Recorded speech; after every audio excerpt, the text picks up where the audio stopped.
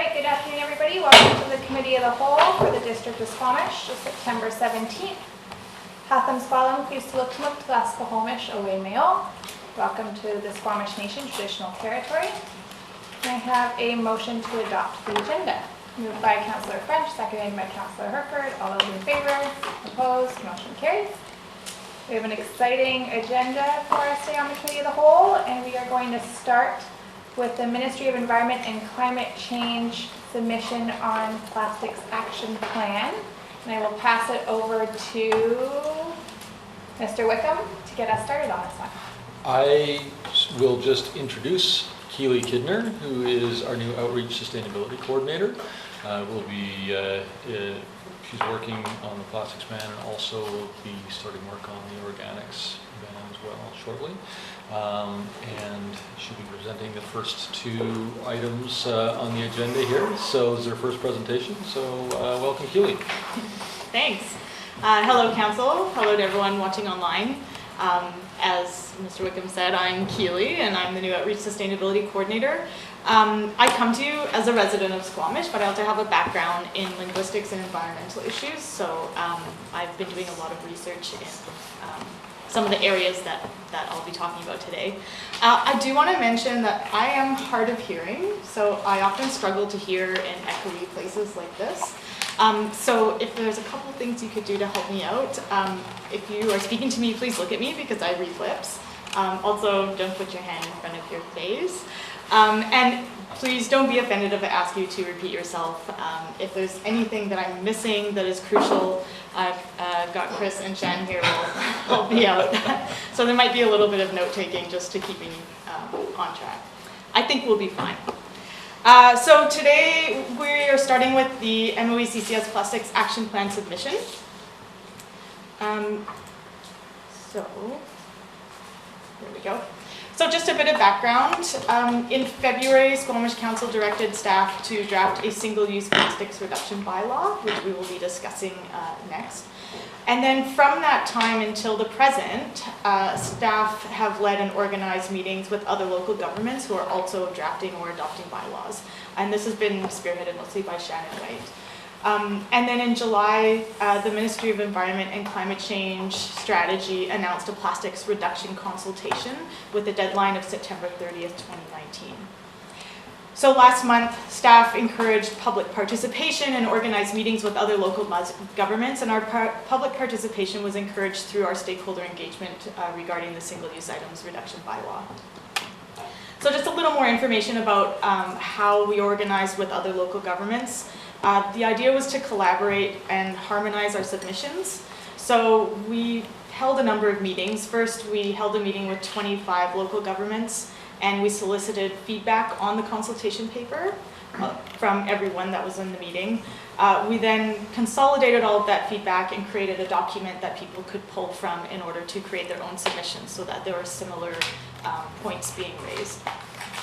We also got together with 10 local governments and staff representatives, and we developed a further harmonization approach where we developed broad themes for our submissions. The idea that each of these representatives would create a letter that is based around these 4 themes. And then together with the District of Tofino, staff went a little bit further and actually drafted a joint letter based on those themes. And that is the joint letter that you see in the council package. We then distributed this letter as after it was signed by the Squamish and Tofino mayors. We distributed it to other local governments with a request for signatories. Just a brief bit of information about what's in the joint submission. Some of these themes, these are the themes that we came up with as a large group. So we wanted to prioritize reduction and reuse over recycling and disposal. We wanted to clarify local government authority, especially when it comes to environmental protection and sustainability. We have suggested a stepped or phased approach to regulation where provincial targets are created, but it also allows local governments to meet those targets at their own pace. And we've also called for an improvement of the EPR programs in order to prioritize reduction and reuse, and also to expand to include industrial, commercial, and institutional materials in these programs.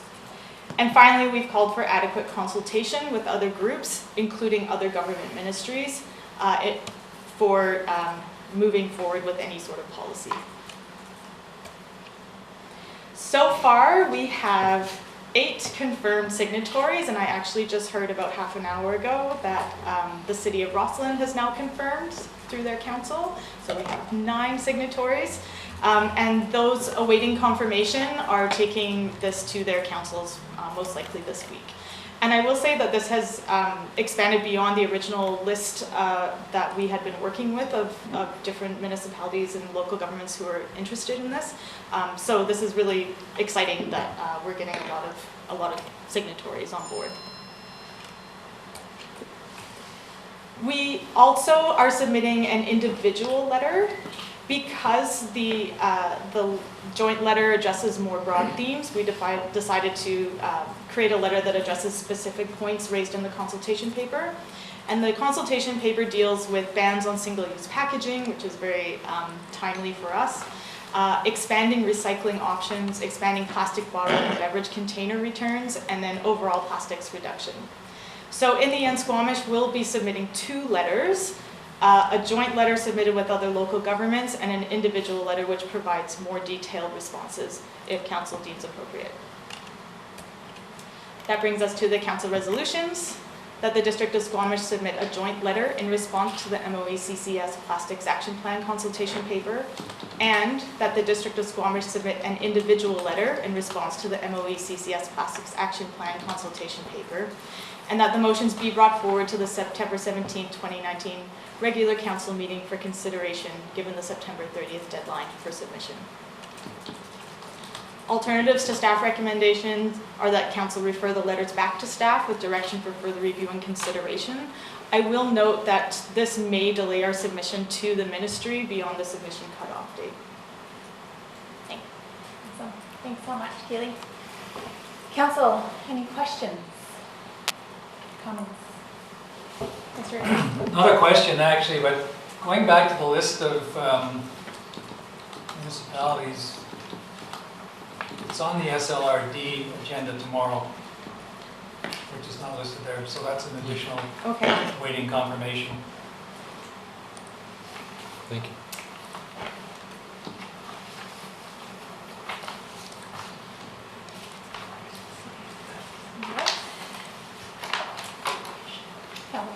I'll move the recommended resolutions.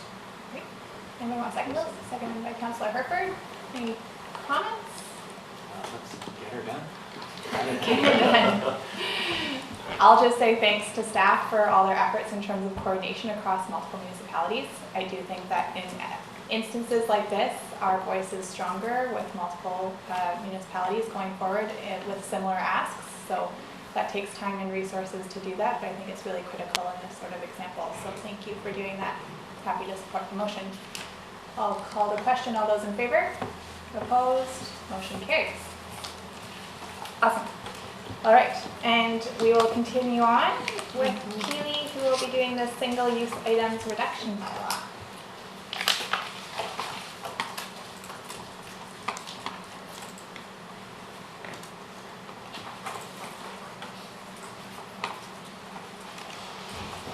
All right, so now we'll be discussing single-use item regulation and the proposed bylaw contents. So just a bit of an agenda. Today I'll be talking a little bit about the background. I'll discuss some of the stakeholder engagement that we engaged in and some of the things that we heard. There were a number of issues that arose, so I'll be discussing those. And I will also be discussing the proposed contents in relation or in light of those issues. We will also discuss the next steps, budget considerations, and then resolutions and questions. So this topic has garnered a lot of attention on multiple levels of government. Just as a bit of background, there has been federal action. The Canadian Council of Ministers of the Environment has declared a Canada-wide strategy on zero plastic waste. And part of that is developing a roadmap to address single-use and disposable plastics that are released into the environment. We may ask what constitutes single-use and how will this roadmap be developed, and this will all be answered through the science assessment, which will be released to the public in 2020.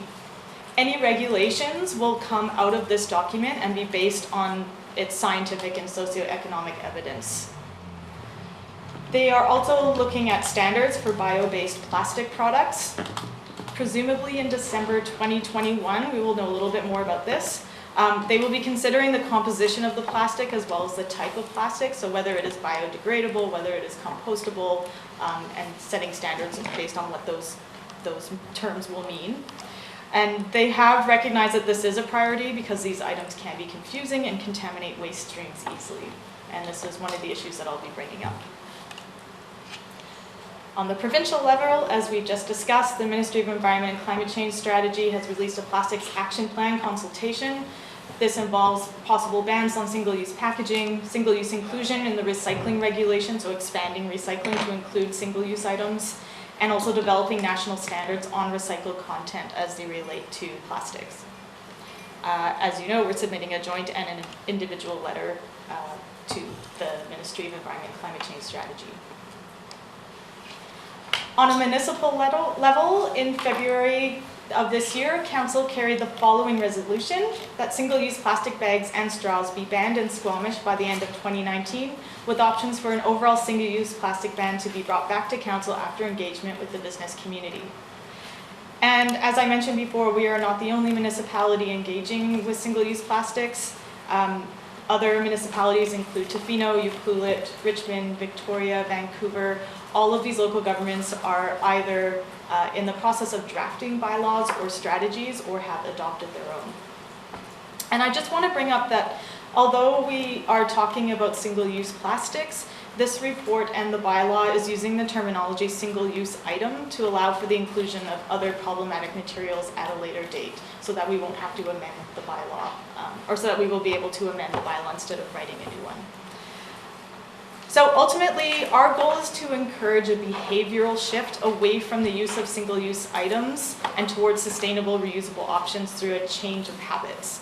And in order to understand how a behavior shift like this could occur, and under the direction of Council, staff has engaged with affected stakeholders in focused workshops and meetings, and I'll talk about those now.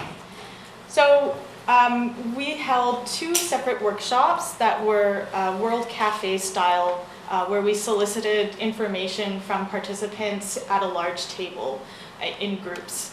So we had 2 separate tables, one based on straws and one based on bags. And the questions that we asked people are listed below here. So we wanted to look at, in relation to each item, whether straws or bags, what were the innovations and best practices?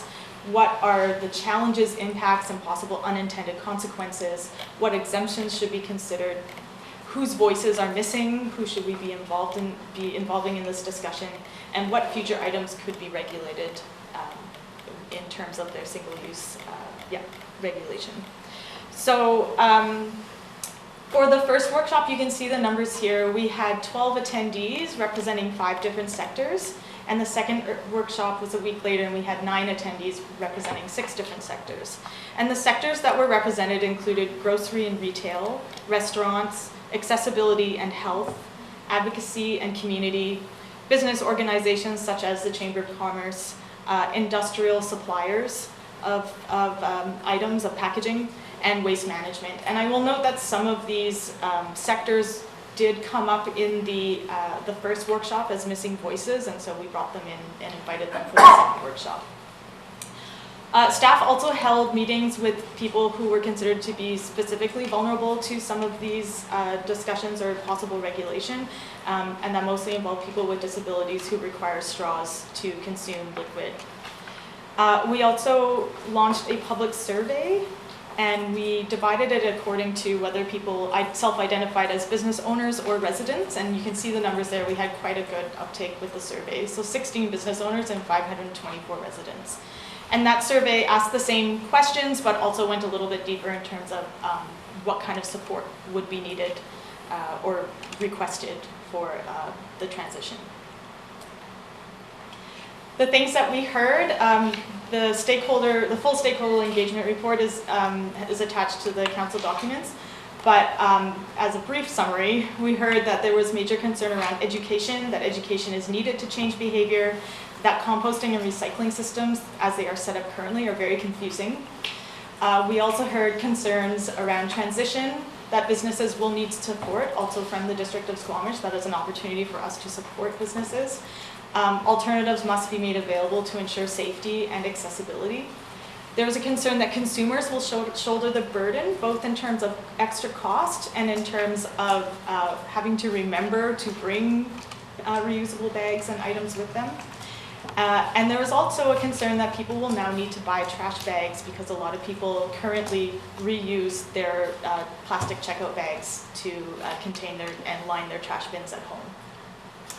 Some recommendations that came out of the engagement was that items should only be available by request, that we need to make sure there is consistency across regions, and in terms of other items for future regulation, styrofoam came out on top, and then we had take-out containers, disposable cups, and utensils.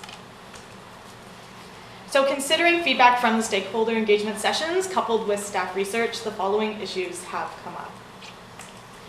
The first is the issue of compostable versus biodegradable plastics. Biodegradable plastics are plastics that degrade into microplastics, and they're commonly made with chemical substances that accelerate that degradation. The result is that they may leave microplastics and heavy metal residues in the environment. Compostable plastics, on the other hand, also degrade, but degrade into soil. However, they do require specialized facilities that are not available for our residential organic stream. And these facilities require a certain threshold of heat and pressure, so they will not compost in your backyard composting. Both of these items do contaminate recycling and compost streams. They must be removed from recycling operations at a higher cost, as well as composting operations. And the problem is that they are difficult to identify and differentiate from regular plastic versions, especially when some regular plastic versions have started tinting their bags green or brown. Unfortunately, both of these items are marketed as environmentally superior products, and many of their advertised claims are in fact unfounded and might be considered a form of greenwashing. And I'm going to show you an example. This is a label placed on a biodegradable plastic lunchbox. And you can see that some of these claims might be misleading. So people want to do the right thing, but the assumption is that these items can be discarded and will break down in soil and thus compost. And you can see through the advertising that that implication seems to be there. So you are paying for clean earth. After use, this will biodegrade in nature and return nature to nature. So we've identified 3 possible outcomes when someone comes across a biodegradable plastic like this. Either they will think it's plastic and put it in the recycling, in which case it will be contamination. They might think it's compostable and put it in the compost, and it might break down, but then these microplastics will go into the soil and thus into the food web.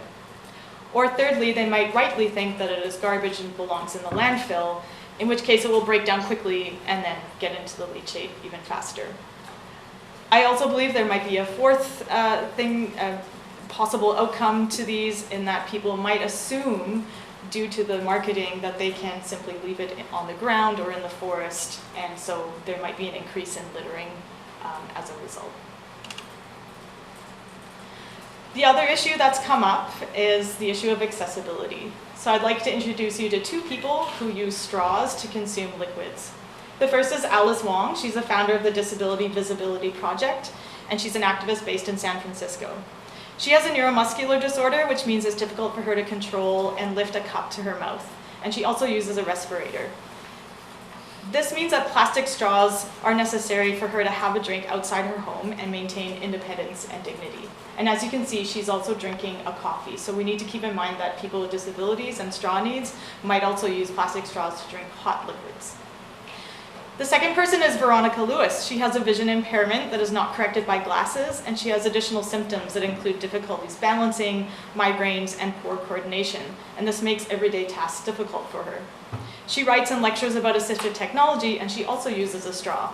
But many people might not recognize that she has a disability because she seems, her disability is in fact invisible. So the takeaway from this is that straws are necessary for many people, even if they don't, quote unquote, look disabled. We may think about alternatives to straws. What about alternatives?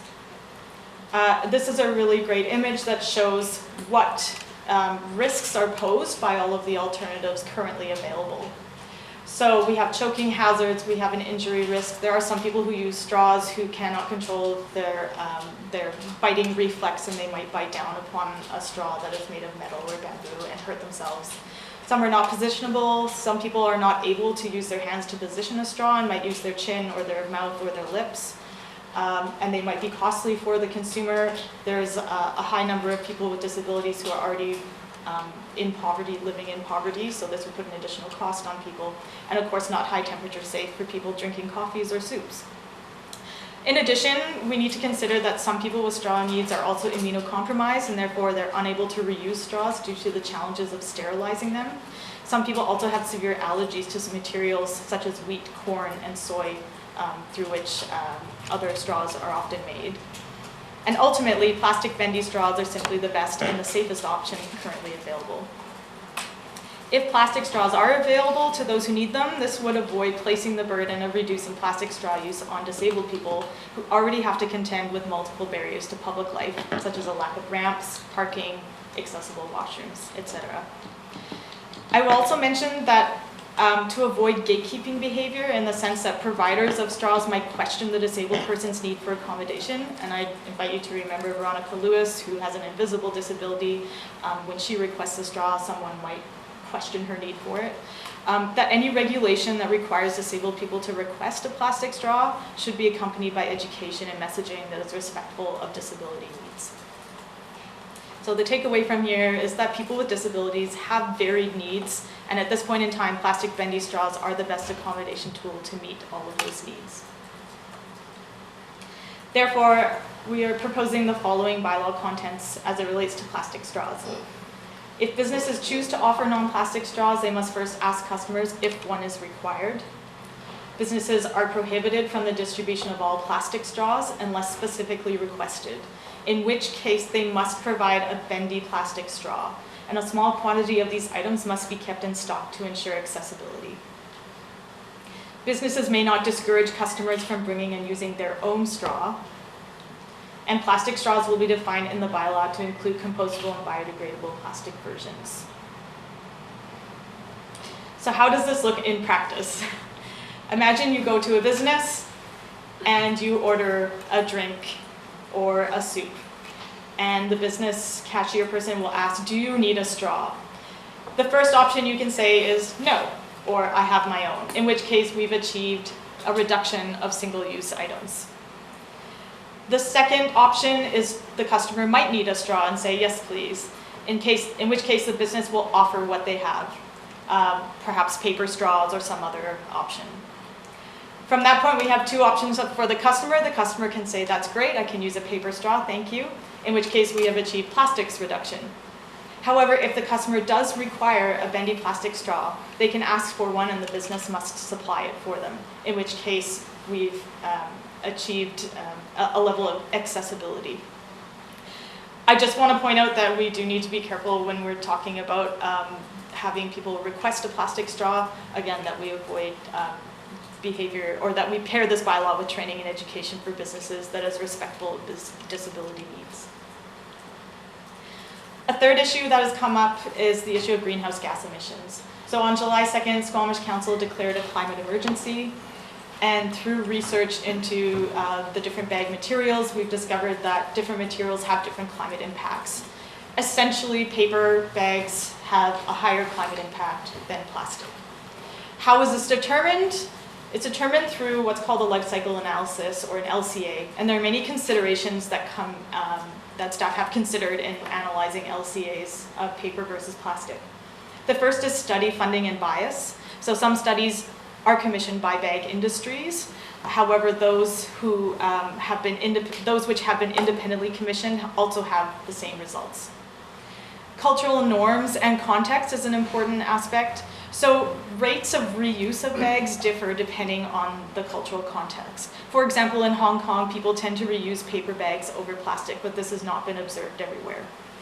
In addition, other regions have different environmental priorities. For example, Rwanda, Kenya, and Bangladesh have all banned plastic bags, but there is also extreme littering of plastic in those regions. Material production and sources is also a consideration. So what production practices are included may be different in different areas. There's an example of a Swedish paper manufacturer study which analyzed its LCA but found something a little bit different, that paper bags had lower environmental impact. However, they only looked at this one specific manufacturer. So there are different practices in different areas. Paper bags are also often made with only partly recycled content and virgin wood content in order to assure a durability. And we also need to consider where local businesses might source these projects. So possibly from that Swedish manufacturer, but possibly not. The final thing to consider is reusability. What does single use actually mean? And when you're looking at an LCA, many LCAs are starting to consider how people are actually using these different bags. So many people report using plastic shopping bags as trash bin liners, and that's come up in our own stakeholder survey information. So this might be considered a secondary use, which increases the efficiency of a plastic bag even more. Overall, conclusions from the LCAs that have been reviewed do show that reuse is the best option. So we need to prioritize reuse, and then secondly that plastic single-use bags outperform paper. So what does this mean? It seems counterintuitive, but in order to achieve the same environmental efficiency of one single-use plastic checkout bag, a paper bag will need to be used 3 times. A non-woven polypropylene or synthetic fabric bag will need to be used 11 times, and a cotton bag will need to be used 131 times. And this information comes from the City of Victoria's Literature Review. So again, the priority is to encourage reuse. And how can we encourage reuse? There tend to be 2 regulation tools that are used. Bans versus fees. And I will say that often bag bans are accompanied also by fees. So essentially what we're looking at is a bag ban with fees or no bag ban and just fees. So there was a study by Taylor and Villas-Boas that found the following, that both bag bans and bag fees showed an increase in reusable bag use at similar rates and a decrease in disposable bag use at similar rates. Where things differed was in the share of disposable bags that were being used. So essentially people were going to the grocery store and forgetting their reusable bag, and there was a time when people would need to use a disposable bag. To those regions subjected to a bag ban, the customer's only option was paper. So that leftover effect of people using single use was all paper. For regions where there was no ban but bags were subjected to fees, that group of people who needed single-use items used a mix of paper and plastic. So overall, ultimately, bag bans would lead to a higher use of paper than bag fees. And so staff are recommending a fee schedule with 2 options, but I'll just say that the fee schedule also relies on something known as reduction via prompt. So if there is a fee schedule, or as is written in the bylaws, you'll see businesses must ask customers if they need a bag. That will often, this was also found that will often lead to a reduction. So we have the following 2 scenarios. One scenario focuses on greenhouse gas reduction, and one scenario focuses on plastics reduction. I'll talk about the greenhouse gas reduction first, scenario A. So in this scenario, if businesses choose to offer bags, they must first ask customers if one is required, so reduction via prompt. Businesses are prohibited from providing compostable and biodegradable plastic bags. If customers require a bag, alternatives must be provided as follows: a minimum of 10 cents per plastic bag, which would increase after 6 months, a minimum of 30 cents per paper bag, and a minimum of $1.10 per reusable bag. And I will note that this fee schedule is based on the City of Victoria's calculation of how many times it takes to reuse a bag. So, for example, the paper bag is 3 times the amount of the plastic bag, and the reusable bag, same thing. Scenario B is very similar. Businesses must first ask customers if they need a bag. However, businesses are prohibited from providing plastic bags, including compostable and biodegradable versions. If customers require a bag, alternatives must be provided as follows. And here the only options are paper or reusable bag using the same fee schedule. For both of these scenarios, we would have the following exemptions: that plastic bags may be provided for loose bulk items, including food and hardware, to contain meat and seafood, to protect prepared foods and bakery goods, for transporting live fish, to protect linens, bedding, or other similar large items that cannot fit easily into reusable bags, to protect newspapers or other printed material, and to protect clothes after laundering or dry cleaning. And I've just reprinted the stakeholder feedback from the survey, and you can see that there's quite a bit of support for these exemptions. So, next steps. On November 5th at the regular meeting, staff will come with a draft bylaw to council, and we'll have first reading. Throughout the rest of the year, staff will bring the final bylaw to council.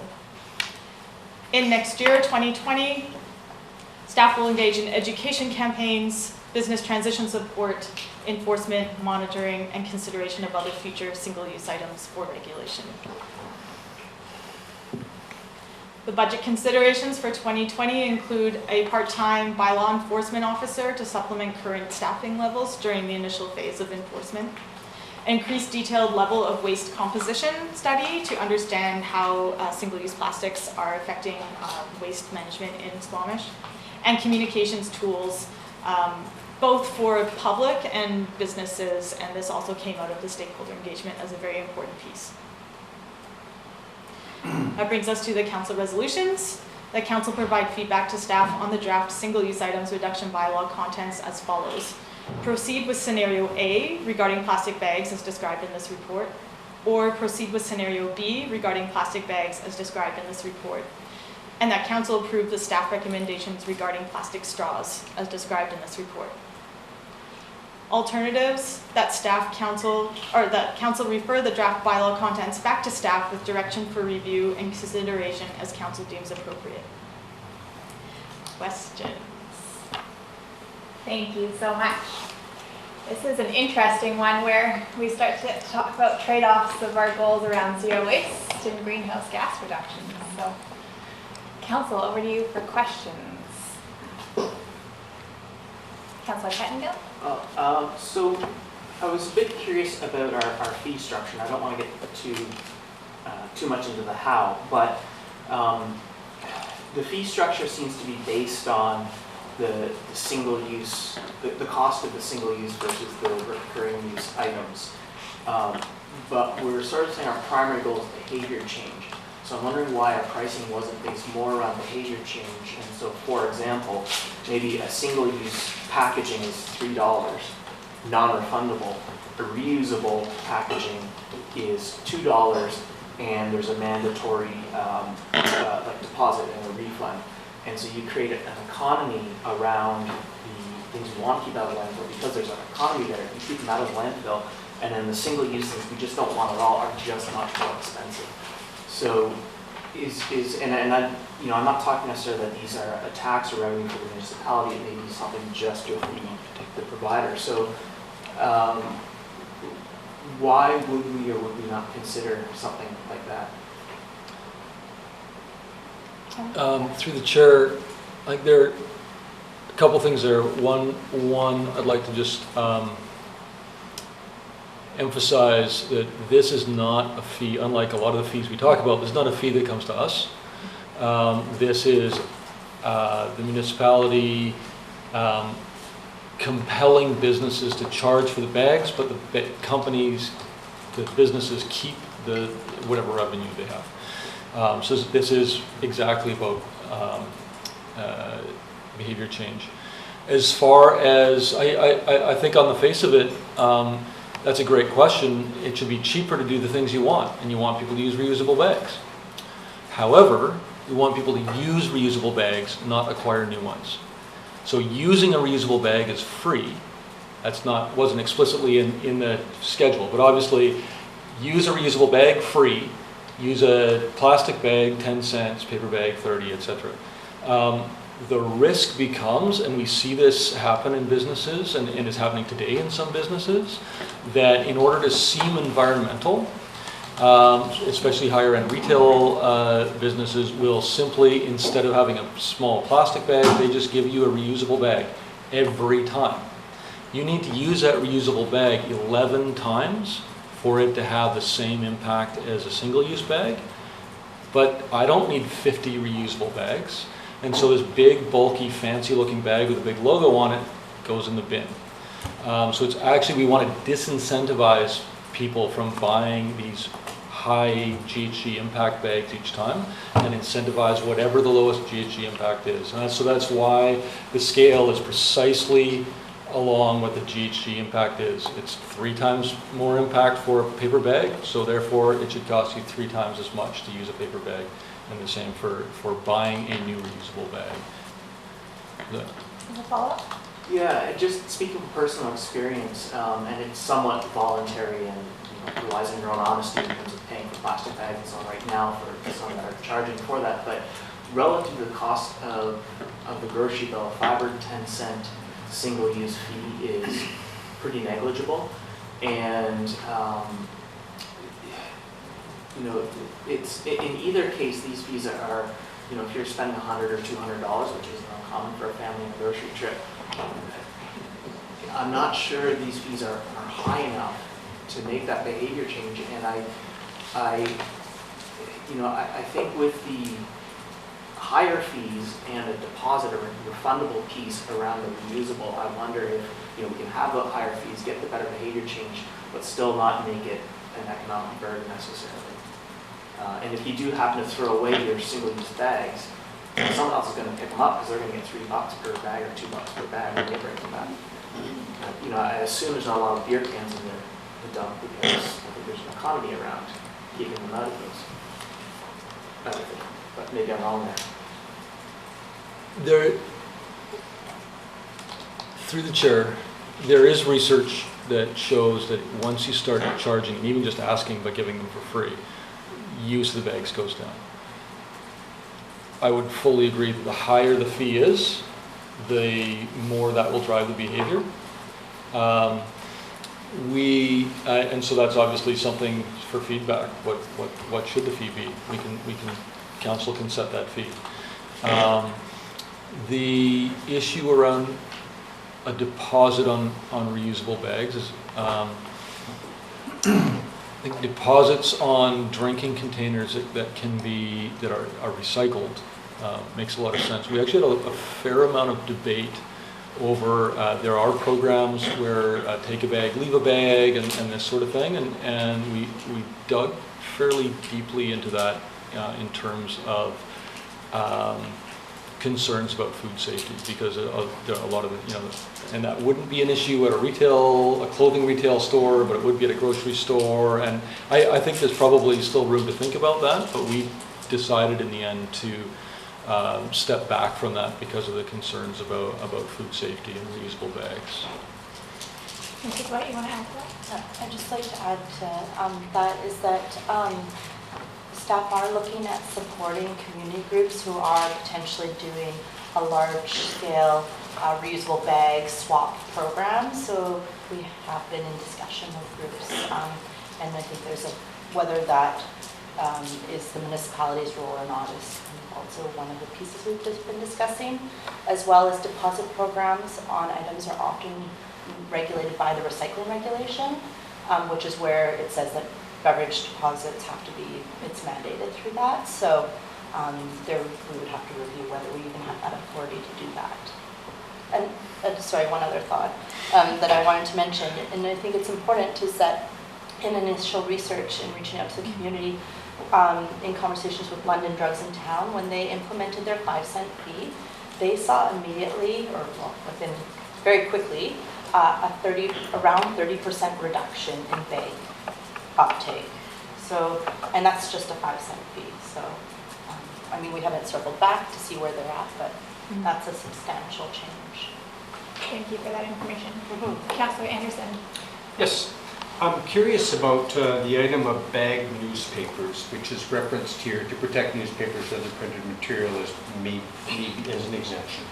And I'm curious because, as I mentioned in here before, I was a newspaper delivery boy for a long time, and bag newspapers are relatively new, and they're relatively rare to this part of the world. I've just been traveling several countries in Europe. They do not bag newspapers for delivery.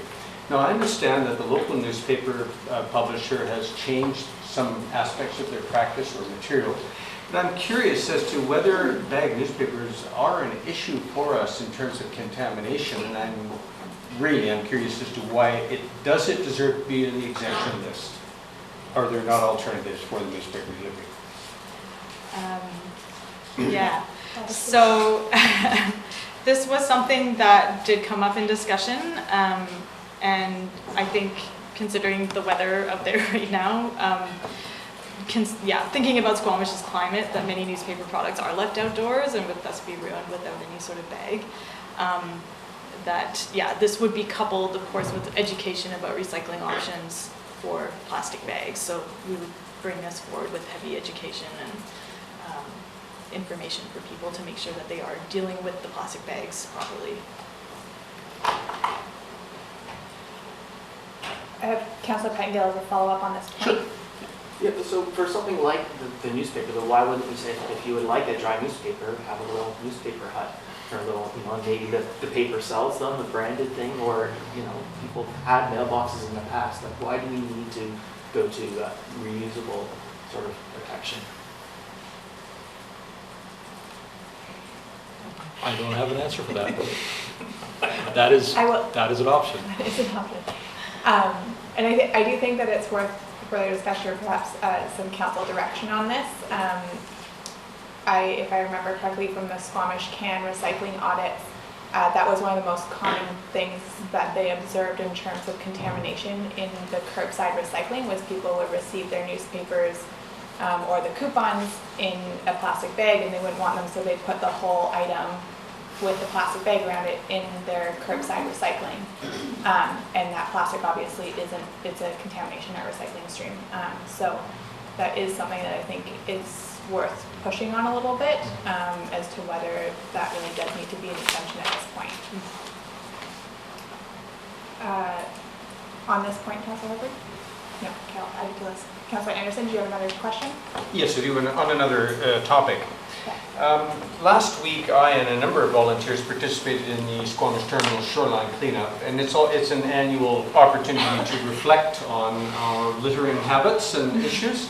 And I suppose whether this is a comment or not, I'll leave it to the engineering department if they want to volunteer any thoughts. But it seems to me when I look at the budget commitment and the staff and the resources and efforts that are going into the present initiative here, I would hope that it is balanced or can be balanced with attention to illegal dumping.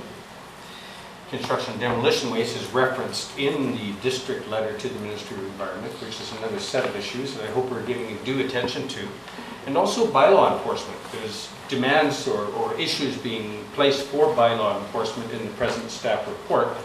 Well, all of us participating last week would have some observations on what bylaw can do and different strategies that will require district resources. So my question or comment is, are we placing emphasis appropriately in these different demands on us in littering and waste management? Mr. Wickham? I believe so, through the chair. And I believe that staff in general, and certainly the engineering department, have heard loud and clear, not just on July 2nd, but previous to that in the pillars of the strategic plan, that climate change is one of the top priorities of council. And so we're certainly bringing a climate lens to our prioritization. As you saw in this report and digging deep in the data and looking at trade-offs. You'll also see us here looking at flaring of methane gas. And a huge part of that program is reduction of organics in our waste stream. There's pretty much nothing else that we could be doing immediately today as a municipality that does more for us than that. And so that is the major focus of next year's work plan, along with progressing wherever we get to with the single-use ban through this process. Thank you. As a follow-up regarding budget projected requests coming along to us, the increased detail level of waste composition study for $5,000 that may come to us during budget, is this specific to the plastics initiative? Or do you have other things that may be encompassed within that more detailed waste composition study? Through the chair. So the District of Squamish has committed to conducting a waste composition study of all the garbage that comes to our landfill every 2 years. And in that we look at what percentage is actually garbage, how much is compostable, how much is recyclables, how much is through our curbside audit, or curbside collection, excuse me. And then we also look at the stream, so is it coming from single-family home, multifamily home, businesses, construction sites. So that's what the waste composition audit is really just to kind of pull back the layers and look at what are we receiving at the landfill, because we're always looking at reducing the amount of material coming to our landfill. We want to keep what is not garbage out of the landfill, essentially. And so this $5,000 request is to add a lens of single-use plastics. The waste composition study costs regularly. We are paying around $20,000 for it every 2 years.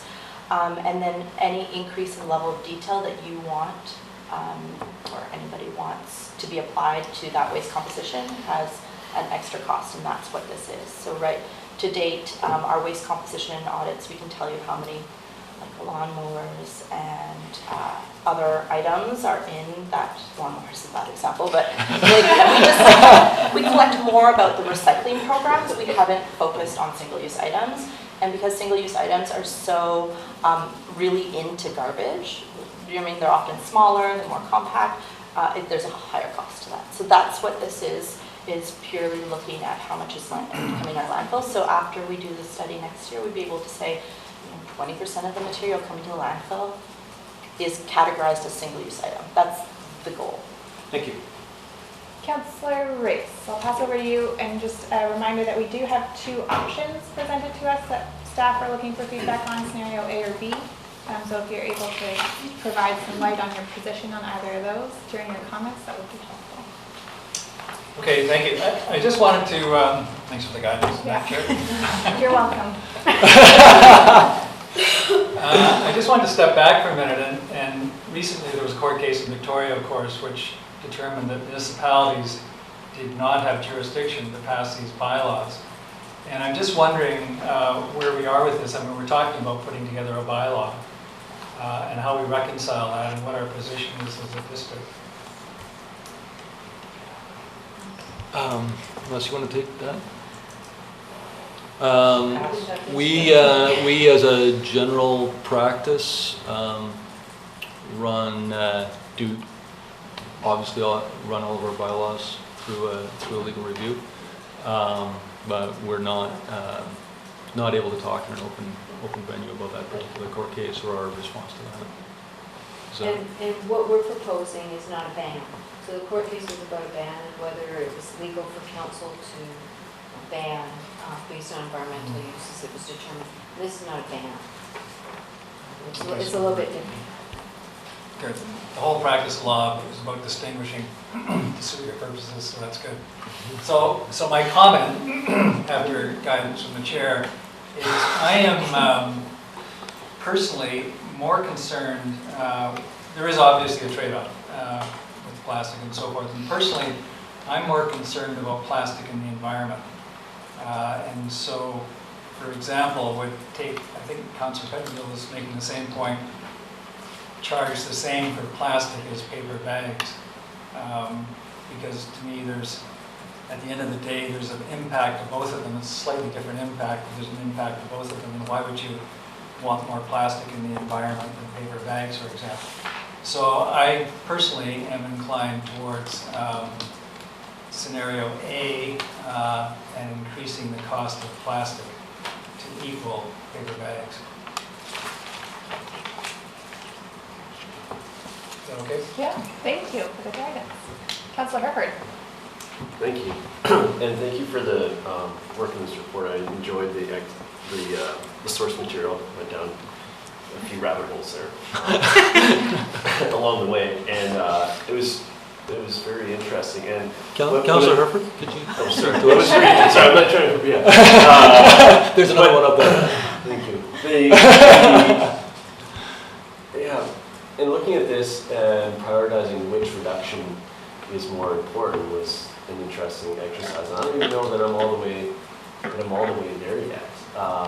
The plastics reduction in the environment is important to me, and I think ranks the highest in this scenario.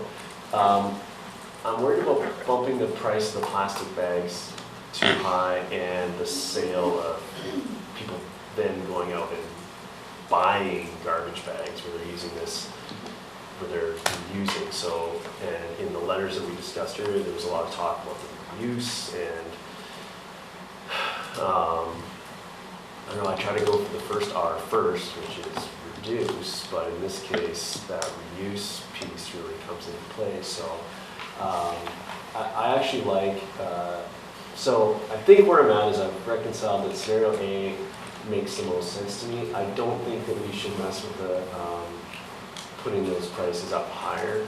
I like the differentiation between the two. Given if we're going that way, it's based on greenhouse gas, and that's where we're going. I think if you go higher with that, you're going to see more action in the garbage aisle, where people are going to be buying plastic bags, which is something that we don't really want to encourage. So I think scenario A is going to land at this point, but it was more complex than I thought it was going to be again. So thank you. Thank you, Councillor Herford. Councillor French. Okay. Yeah, thanks for all the good and hard work that went into this report. It's clear to me that this is comprehensive and time was well spent. And to be clear, and specifically with scenario B, I think I know the answer to this, but I want to hear it from staff. What about plastic products like that which is used in the produce section to put your asparagus into, and the bulk section to put your trail mix into? This does not apply to those products, correct? Okay, and I'm a little bit confused with what we just heard from Robin, who said it's not a ban, but scenario B clearly says a plastics ban would be beneficial. How do we circle that? Staff are, through the chair, staff aren't really hanging our hats on that statement. That's not the, we're not in a position to discuss sort of the legal route in the open. Yeah, I would say that the legal route we're going down does not rely solely on that distinction. We're not splitting hairs and going for it in that sense. Okay. And then, having heard all of that, my preference is scenario A. With any amendments to their Councillor French? Or just as is? Just as is. I'll put myself on the list and I'll go back around. Certainly a huge thanks for all the detailed research that went into this. I particularly love life cycle analyses. It's what I do in my other job, so I was excited to see them come forward in this report. I do have a question about one of the budget asks, specifically with regards to bylaw enforcement, and I know this will be coming back to us for decision. It's not on the table today, but I just wanted to clarify whether this includes the increased enforcement for the organics ban as well, or is it solely for the single-use enforcement? Through and to the chair, yes. So, yes, so this piece, as you can see, is to supplement the single-use item reduction bylaw enforcement, as well as the solid waste utility bylaw enforcement. So you are correct. The intent is that this position will begin once a bylaw is adopted and once it's needed. And the district is Squamish is ready to put it in place. So it's not a January 1st start position, just to clarify. Thanks for that clarification. And generally, I think that although we have to, there's obviously a trade-off here. I think that the end goal of what it is that we're trying to do is reduce consumption at the first place. It's the reduction piece followed by the reuse. And so, although there is the trade-off on the GHG emissions front, I am leaning towards Councillor Race's suggestion of option A with the amendment that the price for plastics and paper are both sitting at 30 cents to start with. I think that people have differing values around whether they want to use paper, and I reuse my paper in my compost bins to line my compost bins, whereas people might use their plastic to line their garbage. So people can make that distinction on their own, but I think valuing them both at 30 cents to start with and upping that price is an interesting option moving forward. Councillor Bengill, I saw your hand. Yeah, so just a couple things. One, I am a somewhat more recent convert to reusable bags, and I had some anxiety about what I'm going to line my garbage pails with. We found that, you buy a thing of toilet paper, comes in a big plastic wrapper, and so we actually, without using any plastic bags, have more than enough for our compost and our garbage bins, and it's all lined and still probably way too much stuff getting thrown out, but don't actually, turns out, miss that stuff. I guess one thought I didn't want to lose is in some of this, we were talking with language that's pretty specific about specific materials and so on. And the less we can do that, the better, I think, just so we don't have to come back and continually amend this bylaw, whatever form it is, as technologies change. I think we expect this to evolve quickly, and so the more resilient we can be to that, the better. I guess my inclination, to be honest, is to, I think, go for the alternative resolution and have something come back. At this point, with what we've heard, I'd have a hard time choosing between single-use paper versus single-use plastic and preferring one of those. But I would like personally to see the price for single-use higher than the price for reusable. However we set that, and leave it up to the consumer, but make sure that they have some strong, a strong push to make good choices. I think that's kind of where I am. So, I might, if we're going to go to $1.10 per reusable, and I might be inclined to put that higher, I would put it even higher for single-use paper plastic. We'll put that one to a vote when we come to the motions. Councillor Anderson. I'm happy to support scenario A and the just discussed amendments, but I'd like to point out that the topic of life cycle analysis in plastic bags and bags in general has a long way to go. If you compare the standards and the agreement on the standards on life cycle analysis in building materials, it's light years ahead of where we are with bags. I've looked at the sources provided in these reports, and I do not find scientific reports, I find hearsay.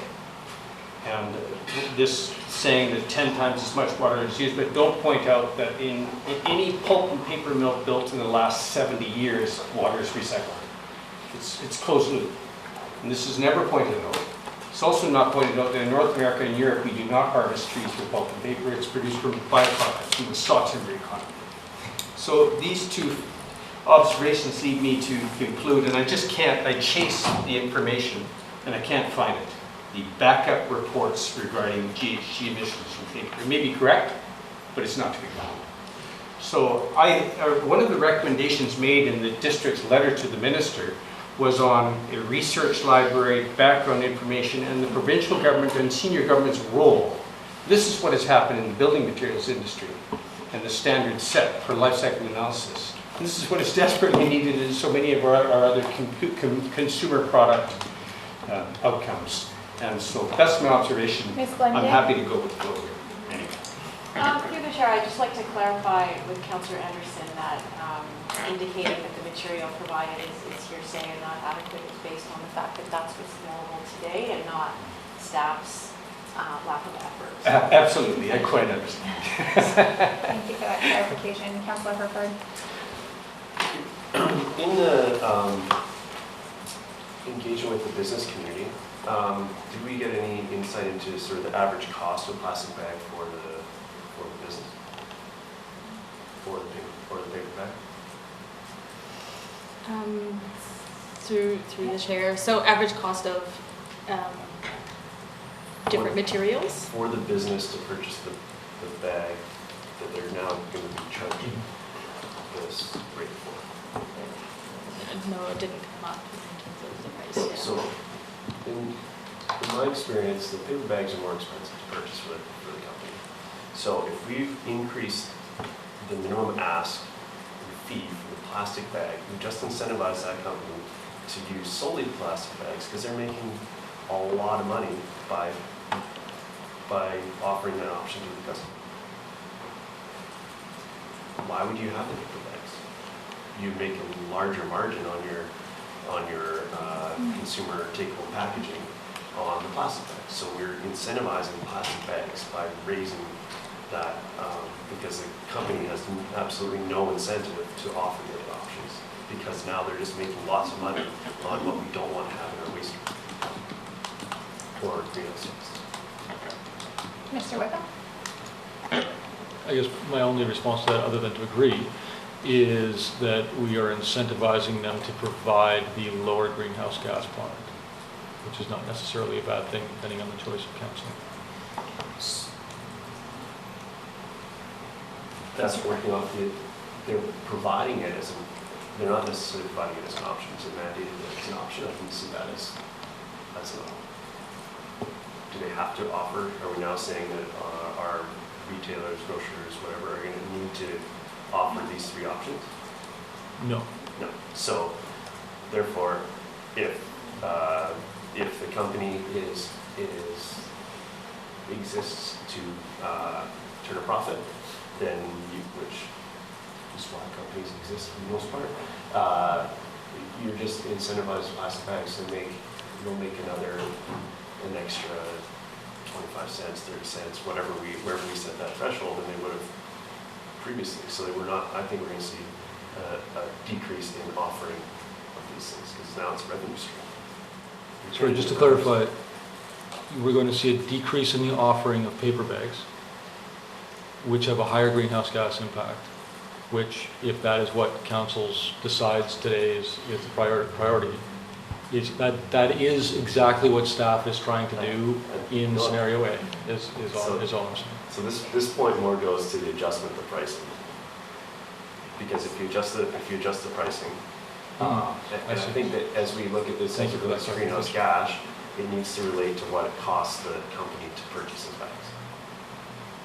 Councillor Pettingill? Because, one more, just to close the loop on that, I think, is that if it costs the company, 40 cents for a paper bag, and it costs them, 2 cents for a plastic bag, that needs to be counted in this math. Because otherwise they're going to go with one that makes them the most money in the checkout. Councillor Pettingill? Yeah, I think though, my thought is that while I understand we might be increasing the margin for someone, if someone chooses a single-use plastic or paper bag, if we put up that fee high enough, they will choose neither, and they will either bring something or do without. And so there's that theoretical extra margin there, but if the fee is high enough, you won't, as a business, ever see that margin because no one's going to buy that bag. I guess the risk zone is where it's a bit higher, but not high enough, so where we're just actually encouraging people to buy just as many bags and giving more money to the business, which is what we don't want. So I'm going to cut us off here because we're going into hypotheticals of business and economics, which I think we could go down a long rabbit hole about, but unfortunately we don't have the time. we do have some staff recommendations in front of us, and going around the table, I will suggest that we first start with the first resolution, that council provide feedback to staff on the draft single-use items, reduction bylaw contents as follows, with a proceed with scenario A regarding plastic bags as described in this report. So without the amendment from councillors. So I will move that motion. Anybody want to second it? Yeah, awesome. Seconded by Councillor French. Councillor Rice? Well, I'll just speak to the price adjustment point, and I think I'm happy with this at this moment. Councillor Herbert's comments have kind of made me rethink that a little bit, and so I think this is one of those instances where as this unfolds and evolves, it may take some tweaking in the future, but we'll just maybe just start off there and see where that is.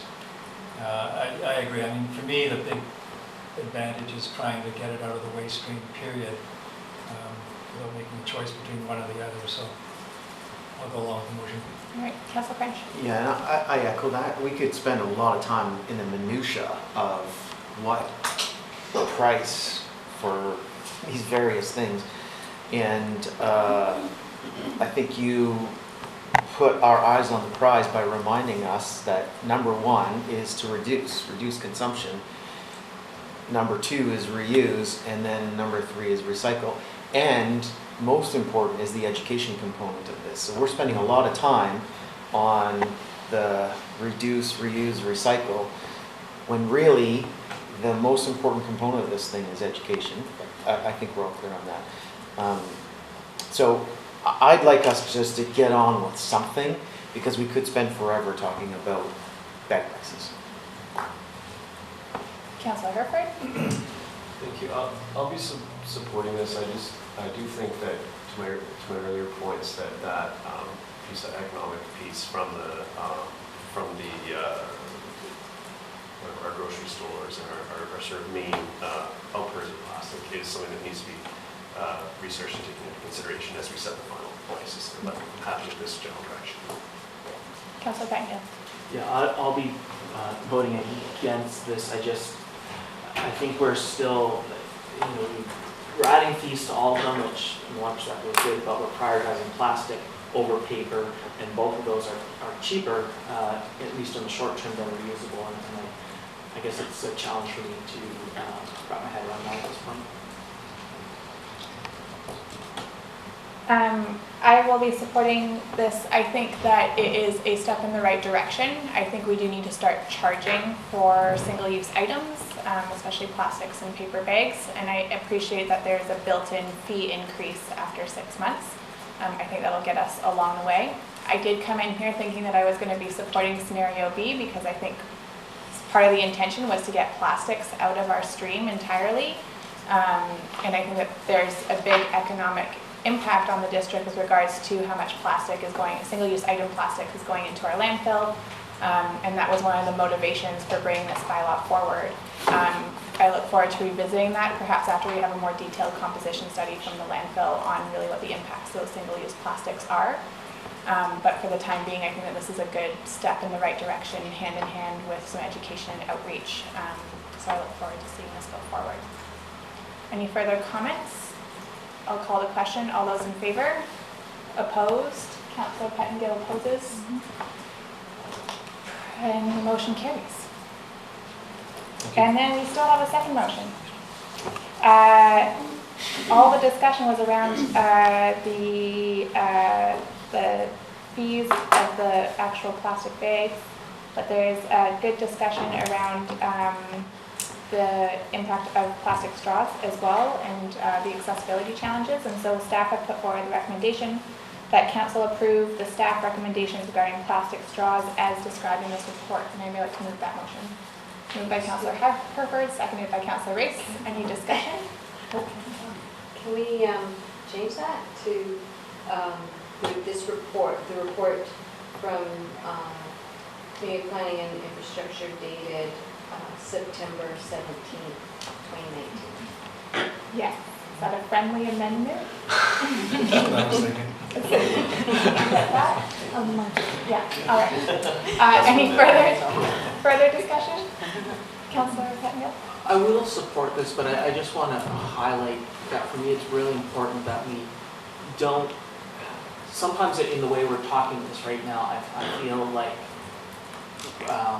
there's a perspective that plastic straws are and forever will be the best and only option for people with an accessibility issue. And I think things are evolving quickly, and I hope we can continue to reevaluate this, and that better options will come along soon, and hopefully we can amend this and not rely on disposable plastic straws. Thank you for the comment. Go ahead, councillors.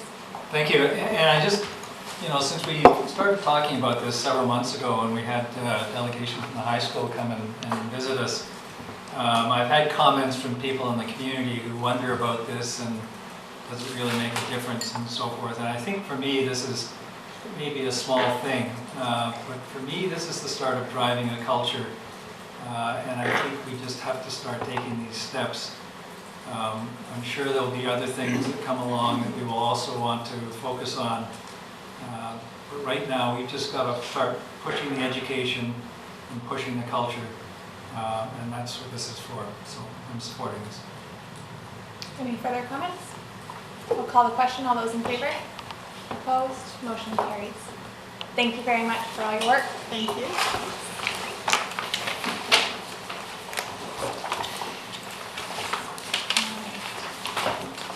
Are you doing anything to carry on? Okay. All right, we'll carry on. Next up, we have an update on the Soils Management Bylaw and Companion Bylaw amendments. And Mrs. Ashekian, welcome. Thank you.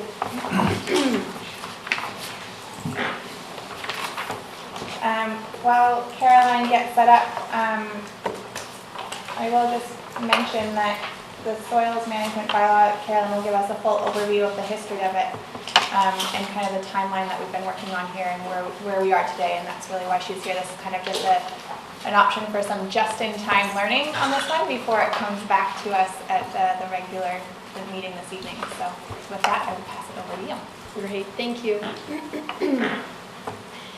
Good afternoon, Acting Mayor and Council. My name is Caroline Ashekian. I'm a professional biologist and environmental coordinator with the district.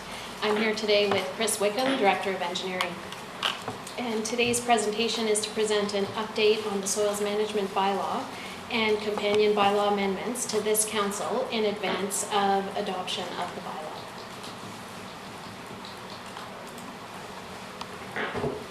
In Council's 2015 to 2018 strategic plan, Council identified the rewrite of the site alteration bylaw as a strategic priority action item. It's within a municipality's legislative authority to regulate the movement of soil and removal of trees under the Community Charter and the Local Government Act. And there are many reasons to regulate this, primarily the protection of our green infrastructure, and natural assets to prevent degradation of our sensitive ecosystems The site alteration bylaw currently regulates soil movement within the district and previously also regulated tree removal.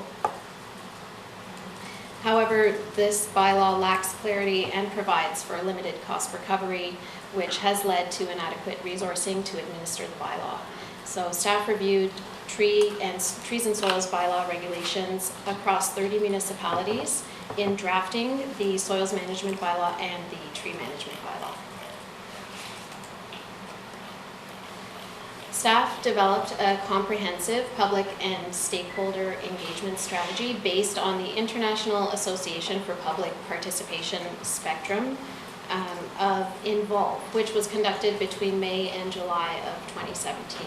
This included a public open house, a public workshop, an online survey, and a stakeholder focus session with representation from land development, qualified professionals such as civil engineering and environmental and quarry and contractor representatives as well.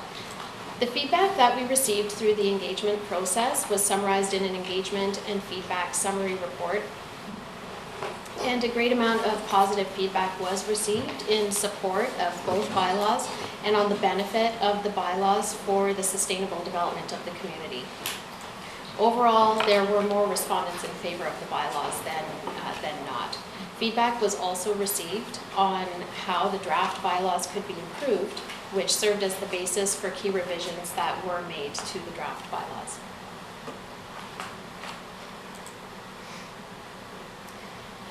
So now we'll speak about the content in the soils management bylaw and what's different from the site alteration bylaw. Trees and soils were decoupled into separate bylaws, specifically the tree management bylaw and the soils management bylaw.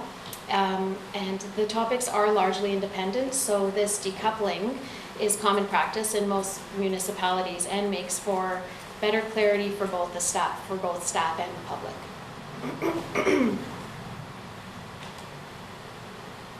So under the soils management bylaw, a permit is required for moving volumes of soil greater than 30 cubic meters per site per year. This threshold is approximately 3 dump truck loads of soil, as you can see the nice little graphic on the slide. Anything less than this does not require a permit. This exemption, however, does not apply to certain scenarios such as, but not limited to, floodways, environmentally sensitive areas, steep slopes, or soils with invasive species. This bylaw also expands the scope on what is being regulated and sets out clear expectations for landowners, which improves the clarity of the bylaw. New topics addressed in the bylaw include dust abatement, management of dirt and debris, erosion and sediment control measures, site grading and drainage, the slopes of stockpiles, cover for exposed surfaces, site inspection requirements, and stronger enforcement capabilities.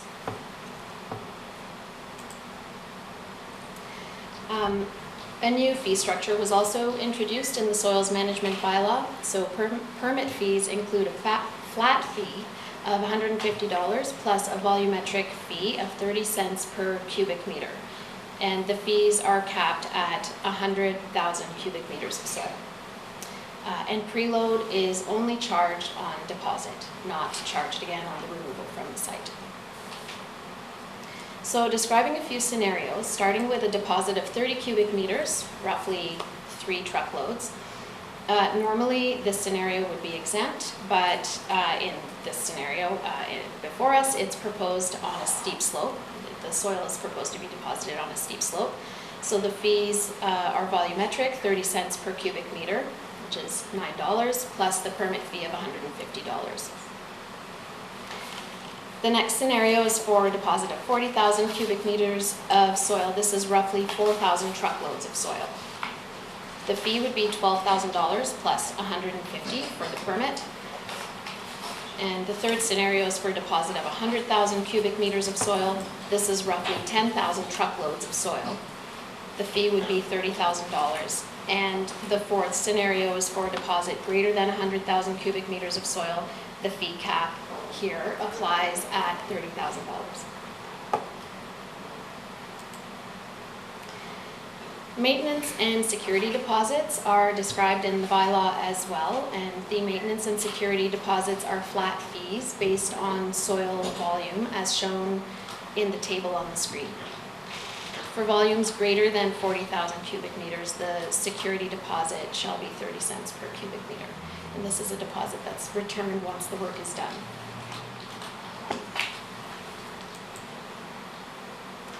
Other bylaw implications include amendments to the fees and charges bylaw for fees, the municipal ticket information bylaw around ticketing and enforcement, and the notice enforcement bylaw, again, around ticketing and enforcement.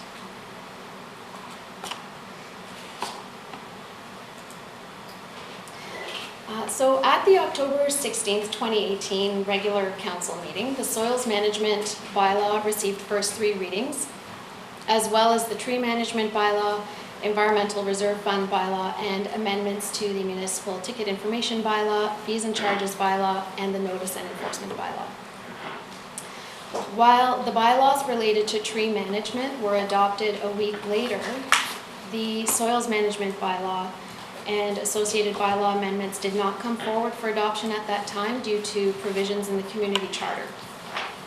So Section 9 of the community charter's concurrent authority provisions states that a council may not adopt a bylaw that prohibits soil removal without the approval of the provincial minister excuse me, of energy, mines and petroleum resources and the Minister of Environment and Climate Change Strategy.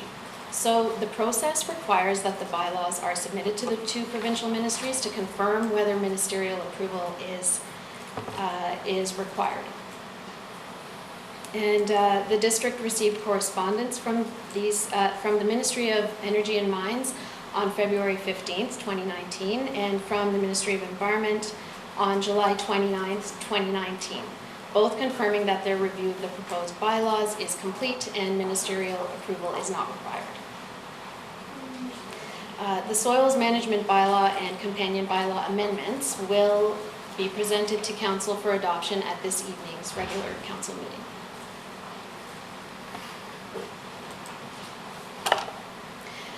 So as you can see in the slide before you and the next slide as well, there are several policies in the district's current official community plan supporting this work. They are also listed in the staff report, and I'll only read a couple of these as bolded on the screen. Protect and maintain the integrity of green infrastructure and sensitive ecosystems, maintain water quality and drainage while controlling soil erosion and sedimentation, and control site alteration activities through robust regulations and best practices for soils removal and deposition, vegetation, and invasive species management. So at this point, if council has any questions, I'd be happy to address them. Thank you very much. Councillor Anderson.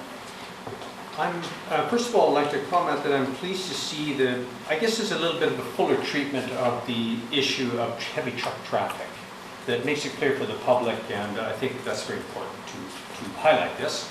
My question relates to that. There are two sites, at least, within the district that receive fill from Vancouver, construction sites in Vancouver. Some of it may be stockpiled for future use, and others, in fact, low-grade material. My question is, will this initiative encompass or monitor or address these two sites? One of them is Watts Point, the other one is in the Chikai Fen. Substantial amount of material is being deposited there, a truck there from the city. So I just wondered, one of them may not encompass district roads, but I'm just curious about whether this issue is addressed. So, in that it's a little bit different than movement locally, development projects. This is a different type of operation, receiving waste from us. through the chair, the site at Watts Point, I believe, is operating under a permit under the Mines Act. I see. And there's a specific exemption for works that are operating under permits under the Mines Act. The site at the Chikai Fen is, I'm not sure which specific site. Squamish food waste. Okay. Are they? So they have a Ministry of Environment landfill certificate and would be operating under that, so I don't believe that they would be under this either. Would not be Would not be covered. I see. Correct. Thank you. Councillor Rice. Thank you. That just raised the question because there are two more sites I can think of where there is fill coming in or will be coming in from the lower mainland or outside the district. And just to be clear, are we talking about a permit to acquire fill as well as have fill taken from one piece of property somewhere else? So is it the removal or the deposit of it? Thank you. That's a good word. Or the deposit of it, or both? Through the chair, it's for both.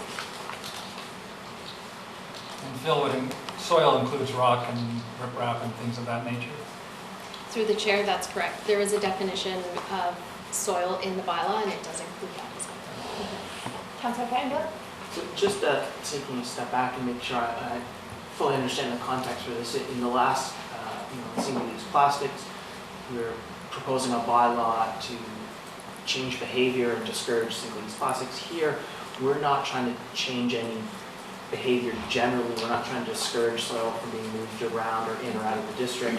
What we're trying to do is make sure we have the sufficient revenue, and in the form of the plastic single-use, we weren't looking for revenue, there's no revenue to us, but here we're looking for some revenue to make sure that movement of soil is done properly. So have no issue with it moving around, just that it's done properly, and that's kind of why we're doing this. Through the chair, that's correct. The primary objective of this bylaw is to regulate how the operations are carried out and to ensure that there are no adverse impacts associated with how the operations are executed or implemented. I can just, if I can add to that, so many of us are driving past now 3rd Avenue and the new senior center there across there, and you can see preload on site, and that is through a site alteration bylaw. So it would have been about $175, I think, for that entire site. But that is the type of activity that you can see where it's an engineered activity. There's erosion sediment control, there's a pond there for sediment capture, there's tarps on preload, it's all of those activities that make sure it's done right to limit the impact of the environment, to our storm infrastructure, and to the neighbors for dust, for example. Thank you. Council, any further questions, comments? Seeing, Councilor Rice? Well, I was just going to say, when I was reading the materials the last couple of days, I was wondering why it took so long to get to adoption. It's almost a year. And the only thing I can say is I should have known. I'll stop there. All right. There is no resolution. It'll come before us at the regular meeting this evening. Thank you for bringing us up to speed on the background of this. I think it's helpful for us going into the meeting this evening. So thank you very much. Okay, thank you. All right. And with that, Council looking to terminate the committee of the whole. Moved by Councilor Ray, seconded by Councilor French. All those in favor? Opposed? Motion carries. Thank you.